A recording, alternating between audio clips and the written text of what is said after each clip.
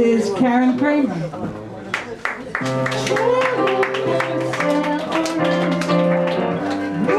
Still at 50 cents.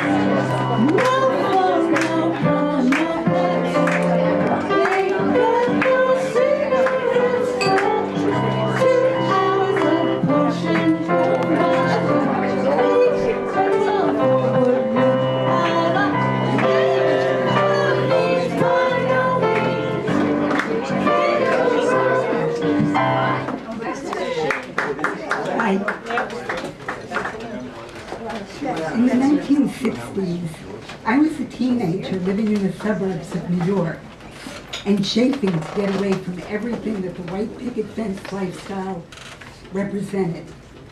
So when someone introduced me to the work of Jack Kerouac and the other beat writers, I knew as soon as I opened the books, Dharma Bums, Desolation Angels, On the Road, that my life would never be the same again. A whole new world opened up. Here at Last was an alternative to the conformity of the bland suburbia I had grown up with and struggled against. Here at Last was a condemnation of what Kerouac called the white kitchen machinery. Here were people, writers, who not only questioned society, but turned their backs on it, finding salvation in the kicks and education of the open road. The beat writers let me know it was okay to leave everything behind and live a different kind of life. I was more than ready. When it came time to apply to colleges, I informed my middle-class, educated parents that no, I wasn't going to college. My plan was to travel and see other ways of living, different cultures even. Like Jack, I wanted to hit the road and learn directly about other people and other lifestyles by not buying a house in the suburbs, raising children, and having the cookie-cutter life my parents had chosen for themselves and for me.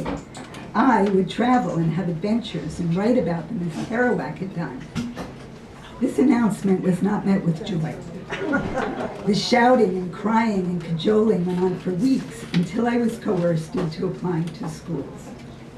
I decided that, if I were going to college, the choice would be based solely upon the fact that it was located in a city where the Beats had lived and written about. Kerouac was always hitching in and out of Denver.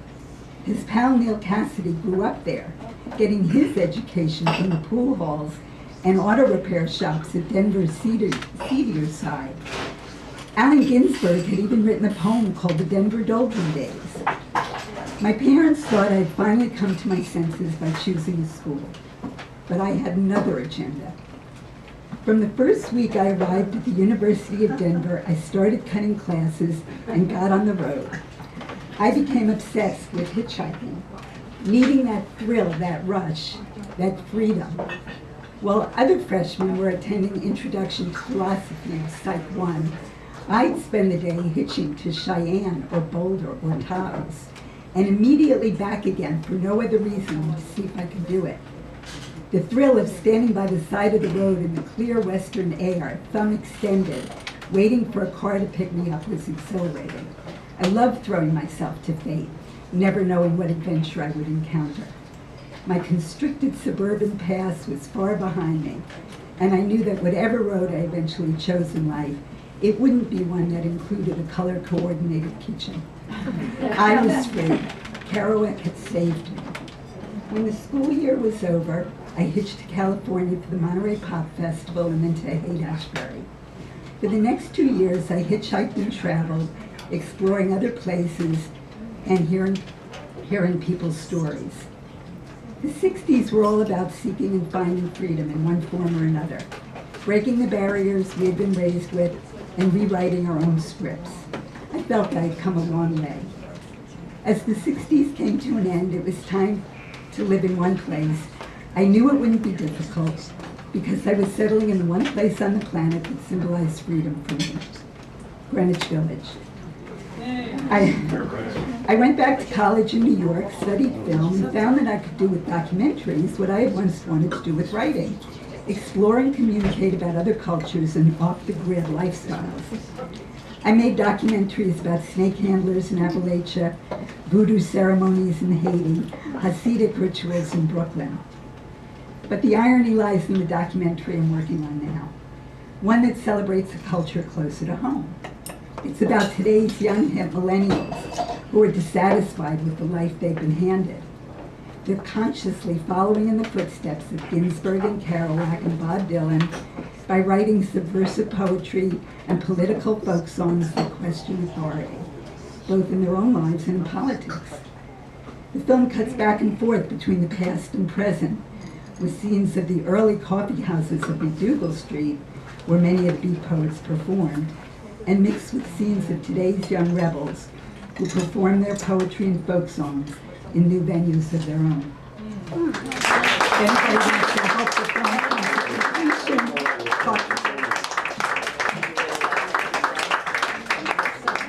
Now we have Rifka Kreiter. Born to be wild. Born to be wild. Get your motor running. Get on the highway. Looking for adventure. You wanna go away. You don't go make it. Good evening. So this is adapted from my memoir, Home Free. Signed copies available here tonight. In the summer of '69, I traveled cross country with a guy named Robbie, a friend of a friend who wanted someone to share the drive from New York to San Diego in his VW bike. Culturally, I was an uptight New Yorker. Robbie was a Californian, a far-out kind of guy whose favorite expression was, "A mind blown is a mind shown," which drove me nuts when he repeated it again and again to virtually everyone we met on the road. For the first few days, I was popping my prescribed Valium at the minimum intervals.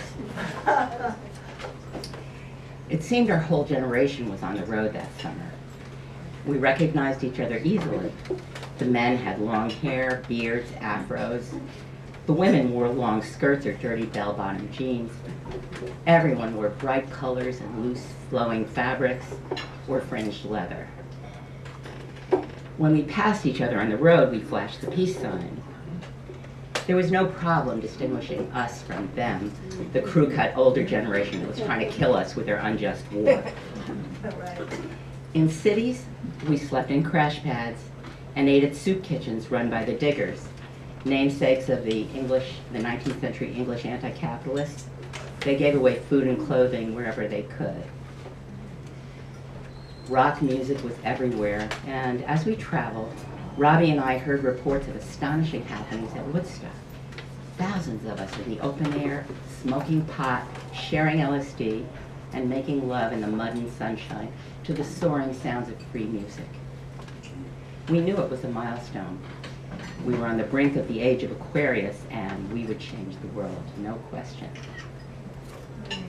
The further west we drove, the looser I became. When we got to San Francisco, I tried LSD for the first time. I'm on the passenger side of the bus when the acid starts doing its work. My senses are running riot as we ride around the hilly streets. All at once, it seems, the universe is revealing to me a glory I have never imagined. In Golden Gate Park, nature's amazing palette of greens makes me weep with joy. As we continue to drive around the city, insights flood my consciousness. The stone wall of my limitations, at which I've been chipping away for years in therapy with a hammer and chisel, is becoming loose gravel. I know I can sweep it all away if I'm quick enough.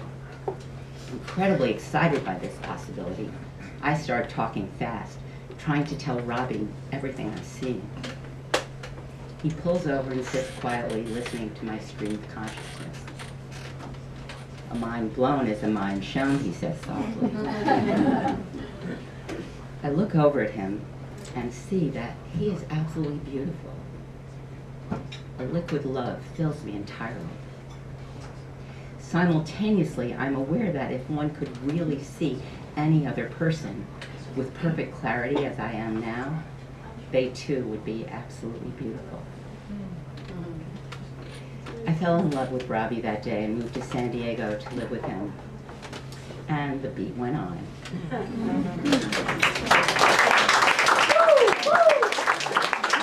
Ptr Kozlowski and you are not a queen, you are not an angel, you're a man. I'm not a queen, I'm a woman. Take my hand, we'll make a space in the lives that we plan. And here we'll stay till it's time for you.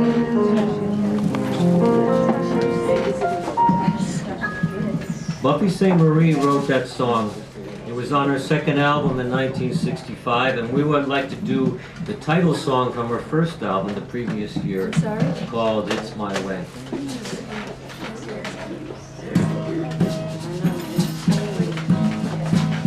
I'm cutting my own way through my own day. All I dare say, it's my own.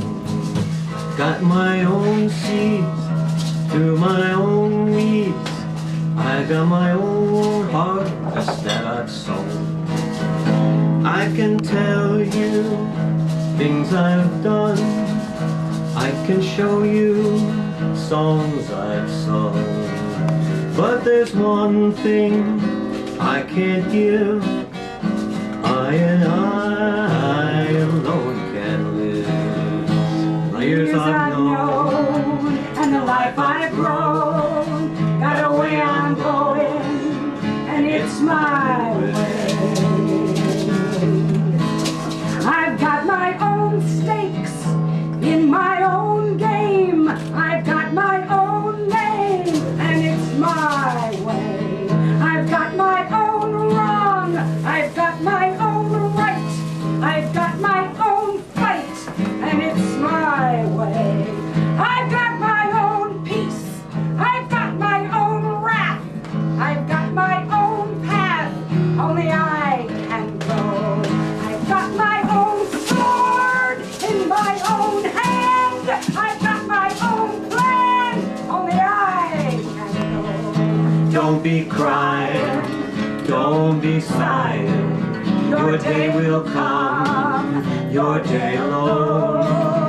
Years you know, and a life you'll grow. You got a way to go, all on your own. I got my own world, I got my own life, I got my own strife. It's my way. I've got my own kith, I've got my own kin, I've got my own sin, and it's my way. I got my own fears, got my own prayers, got my own tears. It's my way. I've got my own joy, I've got my own road, I've got my own road, and it's my way. The years I've known and the life I've grown, got a way I'm going, and it's my way. Don't be crying, don't be sighing. Your day will come, your day alone.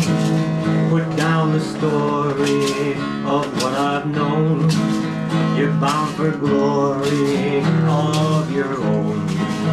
Put down the story Of what I said, you're bound for glory, all on your own one day.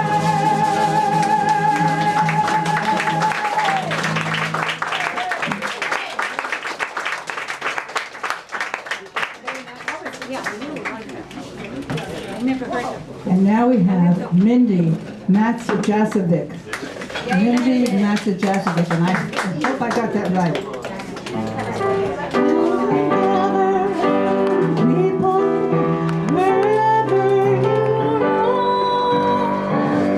And believe that the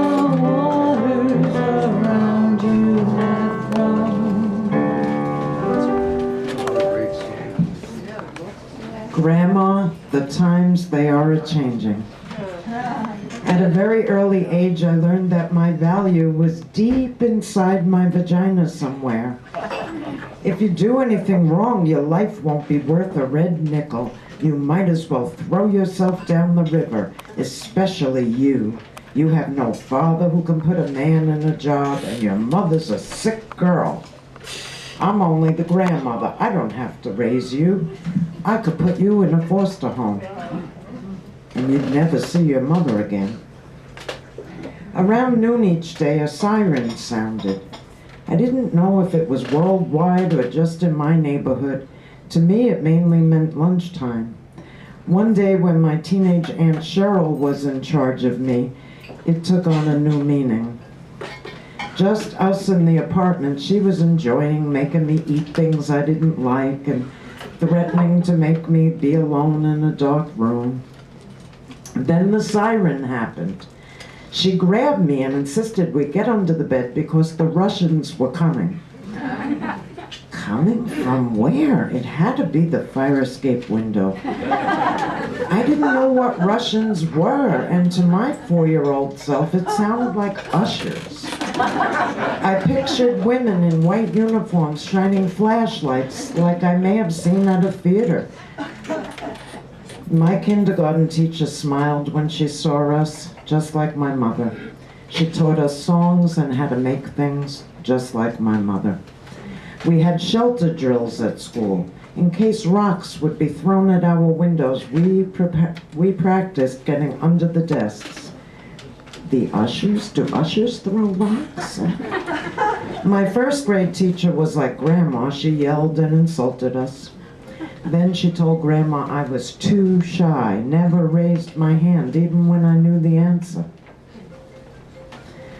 First grade meant learning how to read and write. Thankfully, my mother was still around to help, but Grandma was the main one in charge. My mother went to work. I was doing homework on my own, and I made a mistake. I turned my pencil upside down to erase it when Grandma saw me. Don't use that! I'll get you a soap eraser, for Christ's sake! This makes holes in the paper, don't you know that? And they say you're so smart. It was my first conscious memory of my bottom lip quivering uncontrollably as I tried so hard not to cry.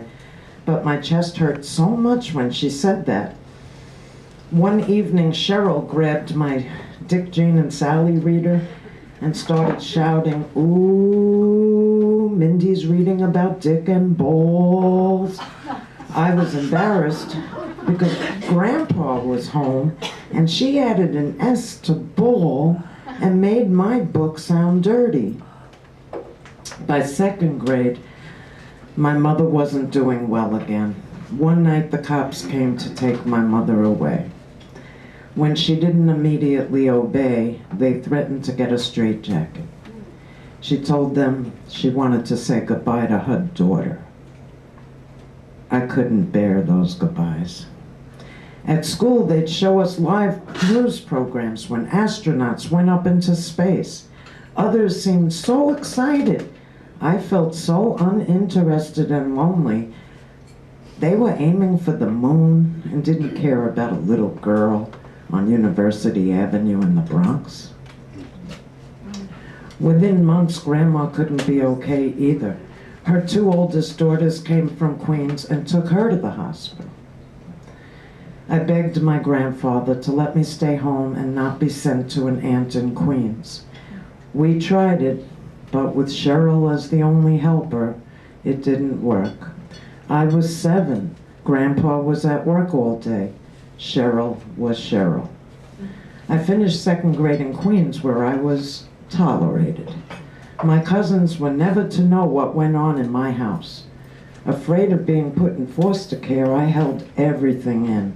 Had asthma attacks, sucked my thumb. I hurt every day. I wrote to my mother every day.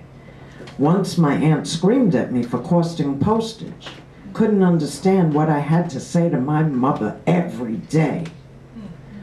Her kids spoke to her every day, and she hit and yelled. My mother was nice. In Bayside, Queens, everyone had parents, clothes, toys, a garden, sisters, brothers. It hit me that that had to be where Dick, Jane, and Sally came from. When my mother visited me there, I asked her when she was getting out of the hospital for good and not just for the weekend. She told me she was home. So why am I still here? Grandma said you liked it here and wanted to stay.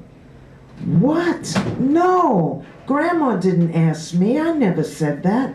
I'm waiting to go home. I went back to the Bronx after second grade ended. I was excited to hug everyone. Grandma opened the door and shouted, "You're a dope! You could have had everything over there." Eventually, people were no longer allowed to admit a family member to a mental hospital against their will, unless the person is suicidal or homicidal. Fourth grade, mid-year, a new boy in the class, Igor. His family came from, possibly escaped from, Russia. They moved into my building. They weren't ushers. They didn't throw rocks at windows. They often had me over for dinner. I never understood what lying under the bed with Cheryl was all about. When we had a half day, many of us, including Igor, were invited to our classmate Russell's house. His dad was a doctor, and they had a big house. His older sister brought us a pitcher of lemonade. I thought, wow, that's so nice. Cheryl would never do that. Yet, being Russell and his family were colored, as we said then, I somehow knew I shouldn't tell Grandma where I'd been. Thank you, folks.